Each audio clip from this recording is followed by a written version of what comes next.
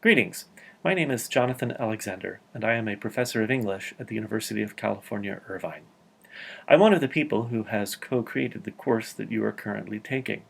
And I want to say that I think it's probably one of the most exciting courses that I have been a part of developing with my colleagues. One of the things that I study, perhaps the most important thing that I spend my time doing as a researcher in the University of California system, is thinking about all of the different ways in which people use digital forms of communication.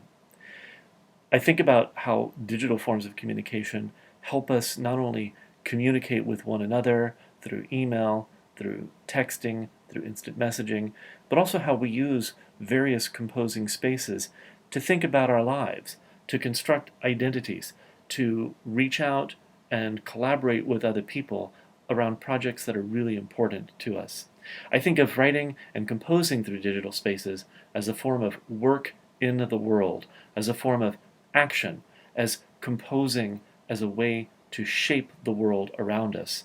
so that it's more fair, more just, more equitable, and more robust for all of us. In other words, I am committed to the notion of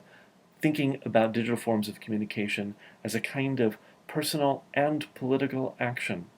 a way for us to imagine possibilities for what our worlds might be like, and for us to enact those possibilities by thinking, collaborating, and imagining with one another.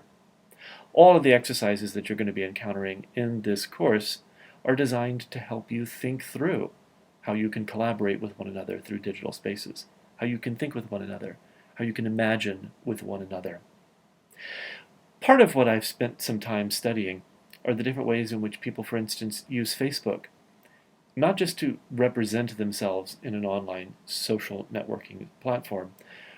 but to experiment with the possibilities of identity.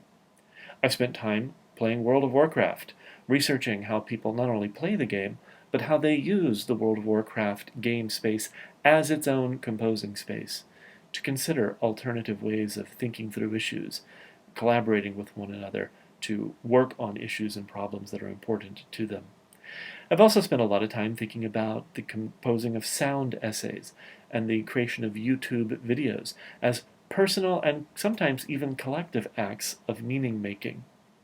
All of these are probably spaces that you have either participated in or have some knowledge of. And part of the goal of this course, part of what I hope you will take away from this course,